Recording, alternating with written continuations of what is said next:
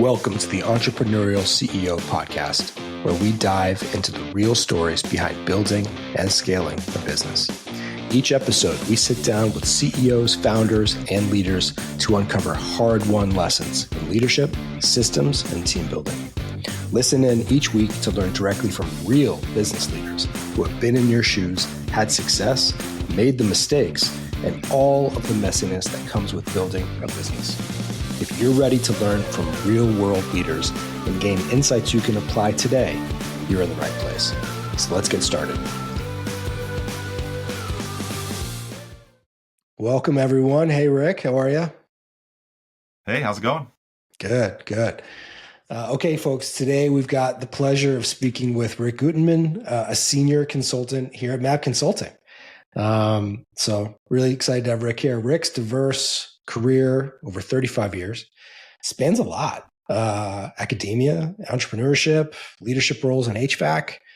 And so we're going to dig in a lot of that today, from, earning tenure at Stony Brook University, to building custom homes in Florida. Rick's journey is super interesting and unique, and really looking forward to learning more about it. Rick, your transition into the HVAC sector saw drive sales and manage operations for companies like Lee Heating and Cooling in Vegas. And then notably at Gettle Air Conditioning and Plumbing, Rick developed the Gettle Academy, an in-house training program focused on training and leadership development across 12 different locations.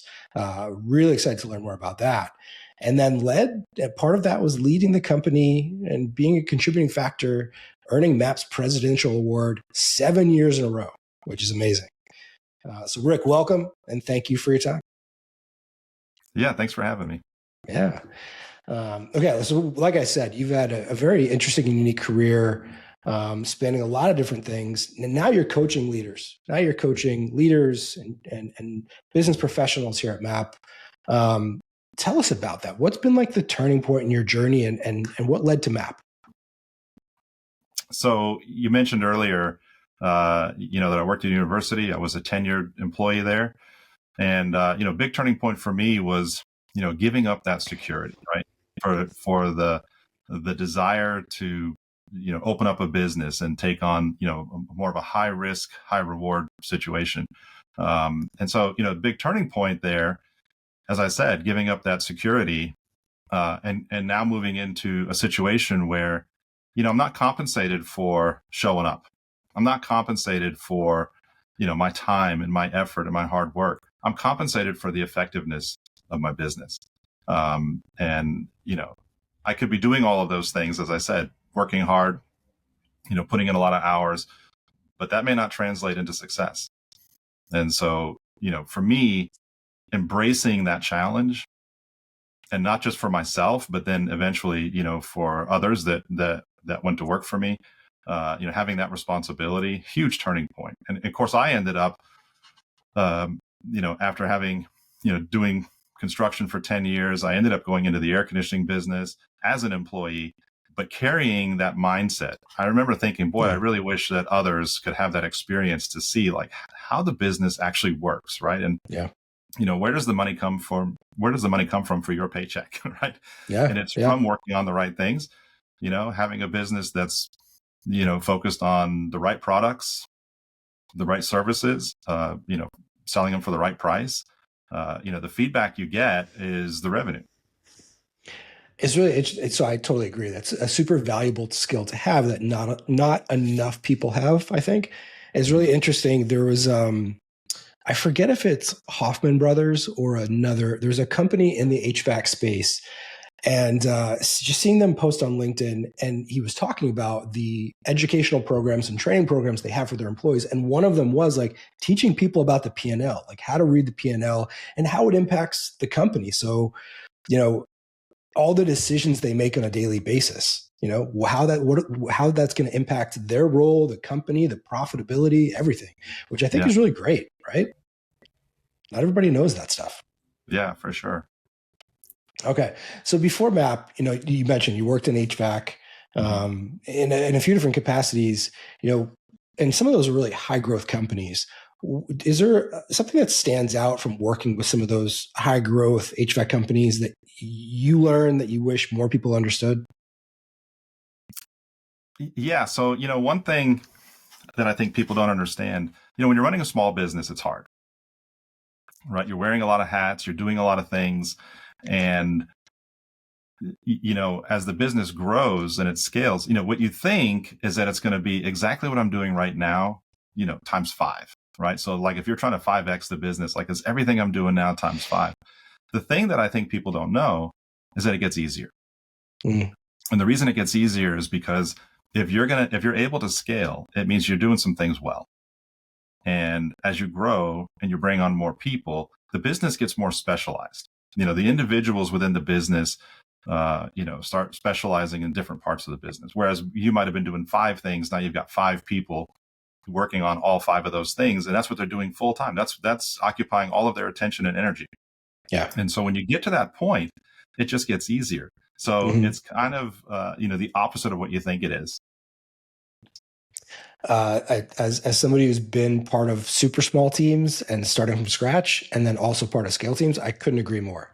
Yeah, starting from scratch is really hard, and you're wearing a ton of different hats, and you're doing everything, and stuff's broken all the time, and it's chaos.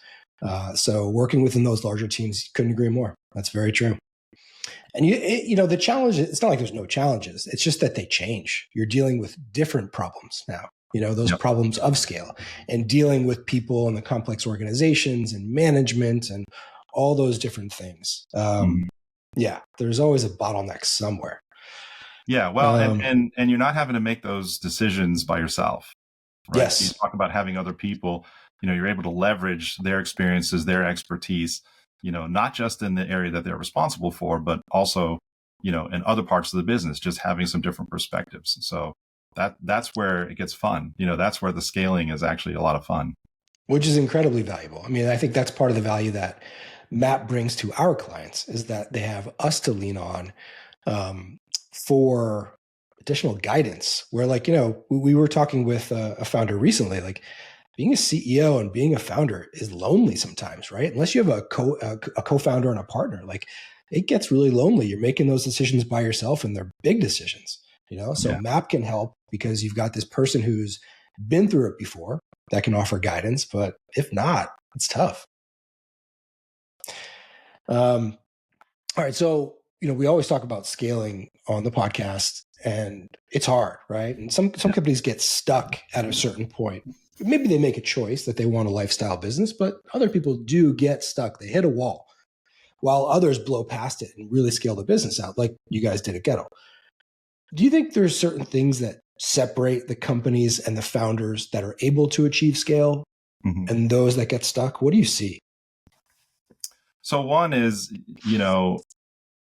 I think sometimes we get hung up on being super efficient, which is great, right? Because we got to have profit. But I think having the willingness to take the risk, reinvesting some of those profits back into the business, sometimes we get too focused on saving and we're not taking the necessary risks that are going to really, move the business forward. So I think, examining that, getting comfortable with taking risk. And when I say take risk, I don't mean, irresponsibly, right? I mean, taking good, well thought out risk, but willing to spend the money and willing to make mistakes, right? So we're going to make mistakes. That's how we're going to learn. And so, hopefully they're not so expensive that it crushes the business. So definitely, that's a key factor, I believe. Finding and recruiting the right people. All of the businesses that I worked for, I think, there was a person on top that was always out there looking to bring in the right people. And so having the talent, certainly is a key ingredient to growing and scaling. And then lastly, and we touched on this a second ago, is the ability to solve problems. All right. You're going to have problems. It's going to happen. And so the quicker that you can solve those problems, the better. When the business scales, every part of the business scales, right? And so if you've got problems, those are going to scale with you. Yeah. And so you've got to solve those early, get those out of the way. And trust me, you'll encounter new ones, right? As you said earlier. It always happens. But, just going on attack and solving those problems and having the right people around you to be able to solve those wisely. That's key. You mentioned people, and that comes up so often when we talk to people on the podcast. In your experience throughout your career, are there certain things you've seen people do well to build really great teams or to find really great people? Or, yeah, it's hard, right? Especially now, post COVID, you post a job listing. I feel like back in the day before remote work, you would post a job listing and maybe get 50 applicants or something. Now it's like 5,000 you have to weed through because you get applicants from all over the world, right? Yeah. So what have you seen? How are people building great teams? I think, so you talk about getting all these resumes, and it's hard to know, right? You're looking at a piece of paper, what are you getting really? And, the old adage about it's not what you know, it's who you know, I think, still holds true. And I think, having a network, getting involved in local organizations, not just within your industry, but, just in general, whether it's a volunteer organization, whatever it might be, you're going to meet some great people. And so, you can recruit not just from advertising, but just from within your network. So I think, growing your network and having a big sustainable network is really going to help you propel that forward. That's a good suggestion. All right. So I mentioned Gettle Academy. Really want to learn about this. So Gettle, you developed Gettle Academy to train managers and techs. What were you trying to solve? Like, what was the purpose? Why did you create this? And after that, I would love to learn like the impact that it had on Gettle. Yeah. So, one of the things I noticed in the HVAC business is there was a huge gap. A lot of the technicians would go to a trade school, which is great. A lot of those programs are 3 months, 6 months, whatever it may be. You can't teach someone everything they need to know about being an HVAC tech or a plumber in that span of time, right? So that the education has to continue. I had a lot of guys that would show up to my shop and say, I graduated from school, I can't get a job because everybody wants me to be able to hop in a van and start running calls on day one, and I'm not ready for that. And so I knew early on that there was a need to bridge that gap. And so, when I went to Gettle, that was kind of my mission, was to continue that journey, that educational journey. I've always been passionate about learning. And so let's continue that journey. Let's build a program so that they can continue to grow and learn. Now, what problem was I trying to solve? That was part of the problem. The other problem that I was trying to solve was, we made a promise to our customers. That promise was we do things the right way, not the easy way. And so, making sure that we were actually putting technicians out there, plumbers out there that could solve problems, that were experts in their field. So elevating their performance, as well as you mentioned earlier, we have 12 locations. And so establishing consistency across all 12 of those locations. My goal was that if we got a call from one branch, say in San Antonio, and they said, hey, we just took on a bunch of work and we need, we're short, we need 4 installers, for example. Could I send 4 installers from Las Vegas to San Antonio and then not have to learn a whole new process? Like, everything is consistent within the business. Everything looks familiar. They can jump right in and do it. Yeah, that's awesome. Your experience, I'm curious, your experience there, like what type of, 2 questions. What type of impact, and we'll start with this, what type of impact did the formation and the execution of the Gettle Academy have on that business? Did you see over the years or whatever duration the long-term impact it had? Yeah. So, a couple things. One, you mentioned performance, right? And I mentioned being able to deliver on the promise of the business. The other thing that sort of came later, initially it was just training. Eventually it turned into career pathing. And, that was something that rather than, come here and just have a job, it was, let's build a career path for folks, and layer in training with that. And so what I found was that when we trained people, they were more likely to stay, right? We had a higher retention rate for those that went through the training versus those that we did not train. It's huge. Yeah, people want to know. I had a conversation with an old colleague just yesterday. People want to know that there's a path. They want to know that there's they're advancing in their career. They're being invested into, and if they know that, they are going to be more willing to stay, right? Absolutely. Everybody wants to grow, right? People want challenges. They want new challenges. They want, and they want to, see their careers take off. And so finding a place that's willing to invest in them and to give them that opportunity is huge, right? Otherwise, they're just going to go somewhere else and get it. Mm-hmm. Well, I was going to say your A players do. Yeah. Maybe not the other ones, but your A Yeah. players want to grow, right? They want to be challenged. And so if you see that, then it's your responsibility to invest in them. Why not? If they're asking for more work and they're asking for growth. So, you put together this training program, the Training Academy, but reinforcement and execution super important. Like, how did you go about making sure people were putting those learnings into practice? It's a great point, right? So teaching is one thing, is it translating into performance, out in the field? That's a great question. So one of the things that I used to challenge my team, my team of trainers all the time is, how do you know you're teaching and not just talking? Mm-hmm. Right? Like, how are we measuring this? And so, people think like inherently they think training is a good thing, and it is, right? But there's good training and then there's ineffective training. And so how do we know the difference? And I think the best way to monitor that is, one, are you testing? Right. So how do you know that they actually are learning what you're expecting them to learn? Did you build any sort of test? And that could be a knowledge check. That could be a written test. In my case, because we were, a hands-on business, plumbing and air conditioning, it was, let's go out in the warehouse and show me, right? Mm-hmm. Like, show me these skills, like show me, prove to me that you can do it. And all of that sounds great, but it means nothing if it doesn't translate into performance out in the field, right? So how do you measure that? That's what we're really after, is behavior change, not just, knowledge improvement, but translating that into performance in the field. And so you just have to be able to measure it. In my case, it was, measuring things like customer satisfaction, measuring, are we passing inspections? Do we have to go back and revisit that customer because we made a mistake? So, there's a quality component there. And we had metrics in place, and we had the ability to track all of those things. And then if you make that transparent to the employee, they know how they're being measured. Guess what they're going to focus on? Those exact things. Yep. And those have a direct impact on the business and business growth, right? You're talking about customer satisfaction, probably turnaround times, quality of service. Those are all super, super important. Mm-hmm.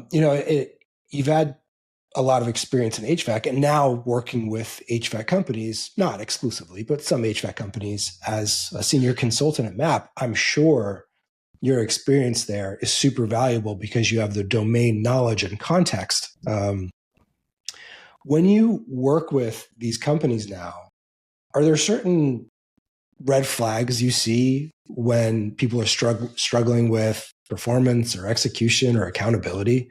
When you walk in, you're like, oh, yep, I got it. Yeah. Yeah. The first thing is, the inconsistency that I talked about earlier, right? So are your processes documented, right? Is it really clear for everybody in the business to understand what's expected, mm-hmm. right? And how they're measured? A lot of clients I work with, they don't, it's all been word of mouth. It's all been these, unwritten expectations. Like, let's get that on paper. Let's make that really clear. Right. And then what are their measurables? Right. So how are we measuring that performance? Looking at every role in the business. How does this role impact the performance of the business? And then how are we measuring it? Right. So like when we're setting goals, people set goals like, okay, how do you know that you're successful in achieving that goal? They'll say things like improving performance, like improve performance how, right? So getting real specific about what we're doing. I want to improve quality. Okay, how do you measure quality? Right? And what does that number look like today? So sometimes we have to go back, if we can, if we have any kind of data that we can dig into, go back and pull that information so that we have something to measure against. Yeah, you have to have a benchmark, right? Got to have a benchmark. And so, that's what I find a lot of times is they don't. Sometimes they even have the data, they just have never looked at it. And so, bringing that to the forefront and saying, hey, this is important. This is going to move the needle. This is what's really going to drive this business forward. So let's focus on it, right? And having those things, as I said, up front and center, right? Look at it. What's the expression? What gets measured gets managed. What gets managed gets done, right? And so that's what I find is that, companies they're just grinding away, right? And they're solving problems that they see right in front of them. They're just reacting to the day. They're trying to win today. They're trying to win this week instead of stepping back and saying, hey, what are we really trying to do? Yeah. Right. Which is tough because then you have to slow down a little bit, right? You got to slow down to speed up. Yeah. Yeah. That's exactly right. Yeah. Yeah. I think that key word reactive, just being reactive and I've said this a bunch, but like letting the business run you instead of you running the business, which is tough. It's just, you're just fighting fires all day. Happens all the time. Yeah. I mean, I tell you, when I meet with businesses, especially when it comes to planning, well, the thing that always comes up is we got to be more proactive and less reactive. And I say, oh, is that a problem here? I know it is.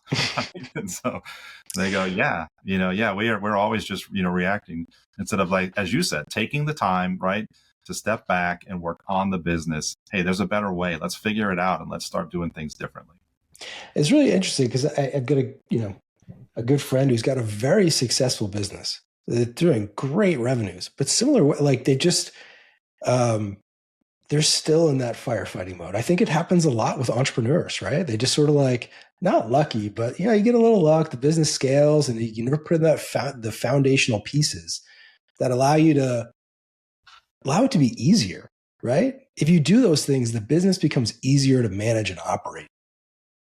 Yeah, but a key thing that you said, right, is being able to set aside some time to do that. Yeah. I talk to people and it's always like, well, one day, when I get past this period, I'm gonna do that, right? As soon as I get out of this mess that I'm in, I'm gonna do that. As soon as I find some extra time, guess what? You don't find extra time, right? I mean, it's just, you have to decide for yourself that this is important, and I'm gonna create that. Yep.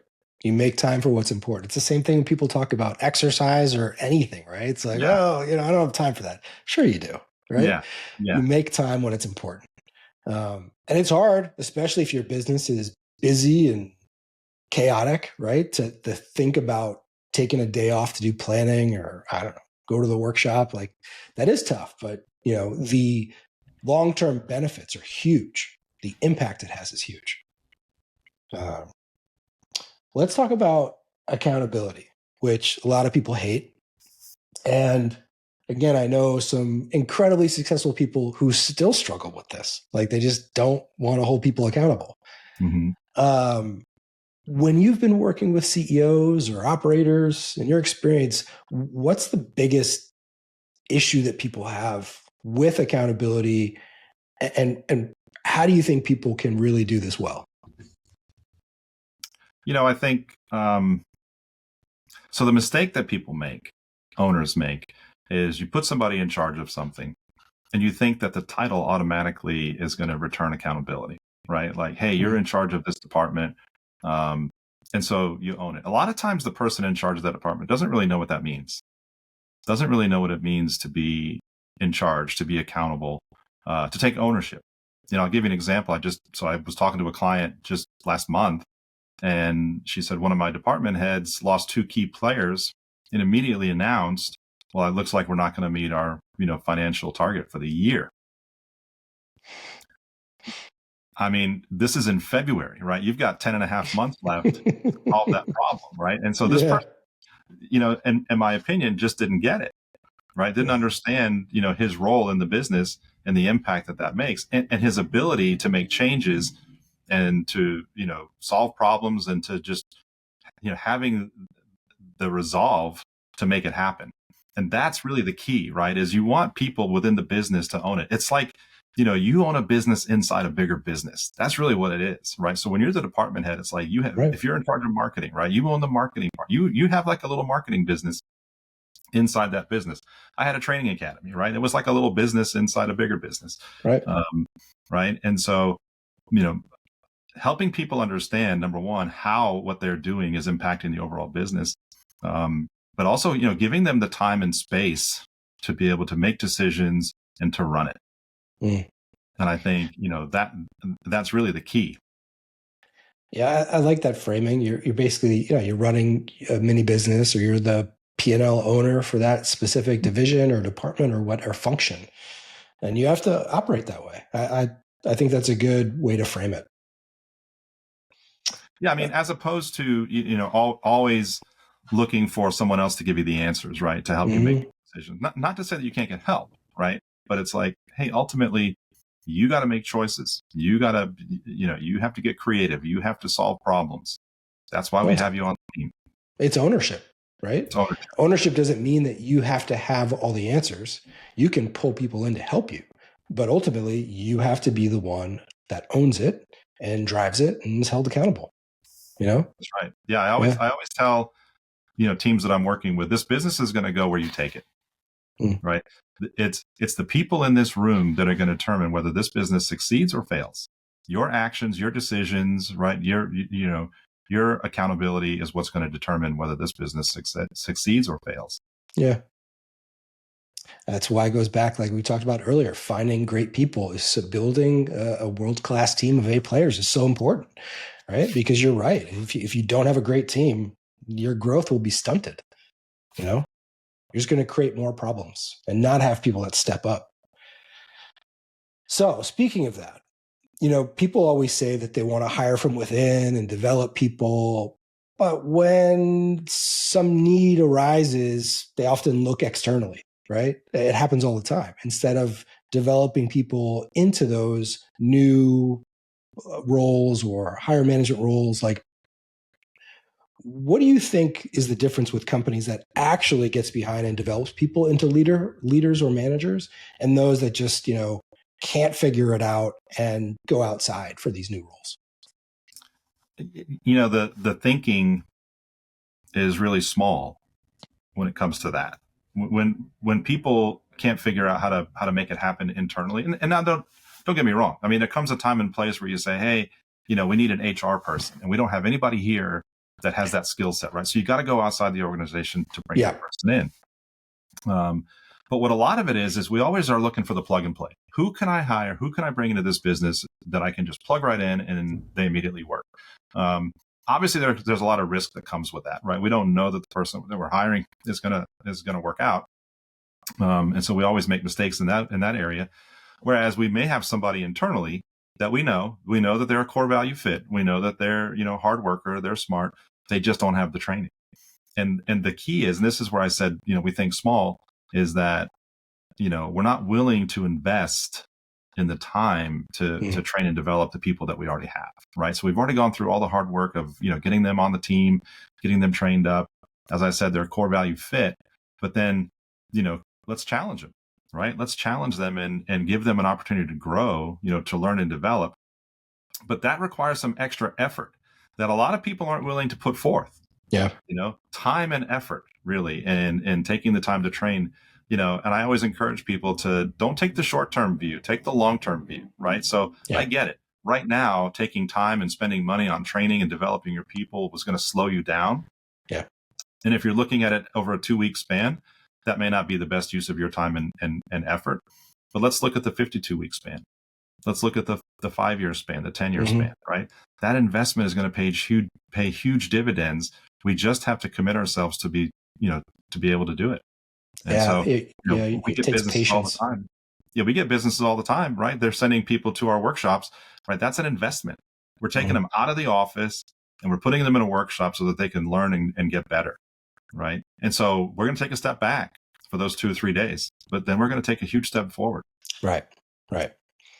Yeah, I mean, you are taking the time to build a stronger employee.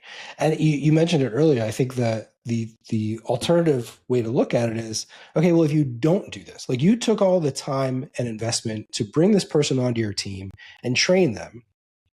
If you don't continue to invest in them and they are an A player and they don't feel there's any growth, they're going to get another opportunity and they're going to pursue that. So now you've just spent all that time and they're going to end up at your competitor, right? And then you have to go find somebody else. So it would be better to continue investing them, keep them on the team, and maintain that investment. I just read something recently, and I can't remember the source, but it said that right now, today, somebody is out there trying to recruit 25% of your staff. 25% of your staff is actively being recruited by someone else. Right now, guess which 25% we're talking about, right? It's not the low performers, it's the high performers. And so, people say like, well, they're doing a great job, and so I don't have to spend time with them. You absolutely have to spend time with them. You absolutely have to keep challenging them and pushing them and advancing them. Otherwise, they're going to go somewhere else. Somebody's trying to recruit them today. That's right. Yeah, that's a very good point. It's the A players, right? The people you Yeah. don't want to lose and can't afford to lose. But we spend all of our time focusing on sometimes the C players, right? The ones that are causing us problems, instead of focusing on those that are really moving the business forward, and they need our time and attention too. Yep. So if a business owner, maybe an HVAC owner is listening today and struggling with some of this, whether it's accountability or leadership or execution, what's the first thing you'd tell them to do tomorrow if they weren't sure where to start? I go back to determining what the measurables of the business are, right? What are the vital factors? What are the, what are the key metrics that are driving this business? And let's focus on that. Everybody's busy. I always hear that, right? Everyone's busy. It's like, well, what are you working on, right? What are you busy doing? We're going to find things to do. That's never the challenge is, we don't have enough to do around here. You'll always have things to do, but are you focused on the right things? And so, starting with those vital factors, let's figure out what they are. Does everybody have their own vital factors? Their own vital, even if it's just one number that everybody's focused on that's going to move this business forward, that's going to have a significant impact on the business. That's what I always tell people. And sometimes I forget, because it seems so obvious to me that people haven't really been told to do that. They're just grinding forward. They're focusing on revenue, right? They're focusing on the top line, but are you focusing on all the pieces that go below that? Measuring performance, measuring, all the things that we talked about, right? Having those accountability systems, but you got to have the numbers, you got to have the metrics to know what you're measuring, right? So that you can hold people accountable. Yep. That's huge. Yeah. When you were saying that, two phrases came to mind. One of them was, don't get so busy you forget to make money. And then the other one was like, I'm going to butcher it, but it's something along the lines of like, don't mistake busyness for productivity or something like that, right? Where like you're just working on the wrong things. We talk about that all the time with the Pareto principle and prioritization, right? Just making sure that you really understand what's going to move the needle. And a lot of people it feels good to be busy, but is it working? It's back to that point that I made earlier about when you own a business, right? And not everybody has had that experience, but when you own a business, you realize very quickly that the revenue's not showing up, right? I'm working hard. I'm putting in the time. I'm putting in the effort. What's wrong? Why am I not making a bunch of money, right? And it's because you're not working on the right things. You're not focused on what's most important for that business. You're staying busy, but you're not doing the right things. It's super important. So over your 35-year plus career, what's one hard leadership lesson you've had to learn the hard way? I think inherently, I'm a little bit of a control freak, and I like things done my way, right? And so I think, having other people and trying to teach them how to do it exactly the way I would do it, and figuring out that not everybody needs to, they don't want to be micromanaged, right? People, they like to take on challenges themselves. And so I think, learning how to trust people, giving them the time and the space to be able to do a task. So focus on the results, not the actual process, and then just get out of the way. Yeah. Just let them do it. Right. And, sometimes that's a big mistake that we make. It's either we're not pushing people hard enough. We're not challenging them to step up, giving them an opportunity to step up and to really, flex their muscles and show us what they can do. So sometimes we're not encouraging them enough to do that. And then sometimes we're blocking them. We don't realize it, but we're blocking their success because we're getting in the way. We're the problem. Right. And so just step out of the way, give them the expectations, ask for the results, and then let them figure it out. And that's hard. That's hard to let go of that. You have to let go to grow. Right. And so, being able to trust people with your business, your baby. That's hard. And let them, because, if you can't delegate, right, you're going to get stuck. You're going to be, you're going to find yourself frustrated because you're doing all these little tasks that somebody else can do. You've got the people right around you. People are our most expensive item, right? Our biggest expense in the business is our people. right? And it's probably also the biggest underutilized asset that we have. And so Is that one of the go ahead. Is that one of the big pieces that you find entrepreneurs struggle with? Is that delegation, being able to let go? Absolutely. I think when I look at successful people, when I'm around them, and people that I've worked with, the higher up in the organization, those people are really good at that. They are really good delegators. They know how to, find the right people to take on the right tasks to free them up. So that way they're not hung up doing everything in the business. They're actually working on the business.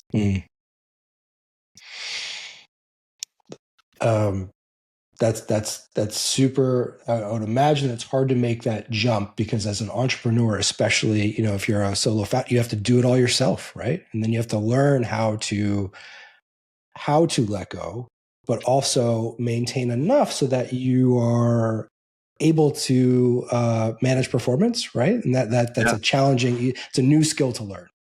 Well, and so I think, again, we're not abdicating. And by that, I mean, we're not just handing it off to somebody and then we forget about it, right? So ultimately, we're still accountable.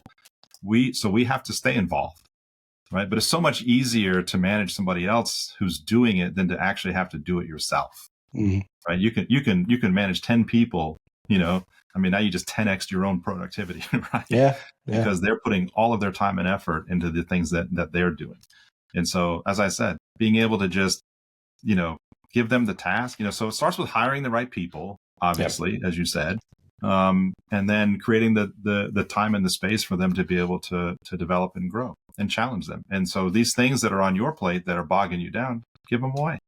But you still have to manage it. You still got to manage it. You still own it. Still responsible. Still own it. Yeah. So exactly. Last question for you, Rick, because I ask everybody this on the show. If you could go back and give your younger self one piece of advice that you've learned along the way, a landmine not to step in or something that's really been helpful, what would that be? I think going back, I was an English major in college, and so I always enjoyed reading, but most of my reading was in fiction, like entertainment. And it wasn't until I was probably in my mid 30s when I owned a business, and I realized, hey, I need to get better at this, and I need to start learning, continue my education, and just started reading and learning and signing up for podcasts and anything I get my hands on. I love going to conferences, anything I could do to learn, and so just sharpening the axe, right, again and again and again. We think, oh, I went to college, so I'm done learning. No, you're not. Or you're just getting started, right? And so have to keep learning, throughout your career. I wish I'd started earlier. I wish I had taken it a little bit more seriously early on in my life. And then, the other thing is having a good network. That's an area too that I don't think I truly understood the value. So my network was made up of people I worked with. Yeah. That was it. And so if you and I happen to work together, then I knew you, right? But I never really got out, as I did later in my career. I never really got out and got involved, within the industry, whether it be, my own industry or maybe organizations outside my industry, working in volunteer organizations, but just building that network. Now, why is that important? It's important because, as I mentioned earlier, like that's how you get recruited, right? Is within your network. And so job opportunities. So if you're young and you're an employee, the job opportunities are going to show up the more people you know. Oh, for sure. Right? Now, it's also important as a business owner or manager, because again, you're looking for the right people, right? And so are you always going back to the same well looking for those people when they're all around you all the time, right? And so having that network is going to help you grow and scale your business. I couldn't agree more. I've seen that play out multiple times. The network is so important. As my son gets older, I've thought a lot about that, teaching him, just how to build your network. It's so important. Well, Rick, this has been great, man. I really appreciate you sharing the time with us. Thanks, Andrew. This has been fantastic. And everyone listening, thank you so much for joining us, and we will see you next time.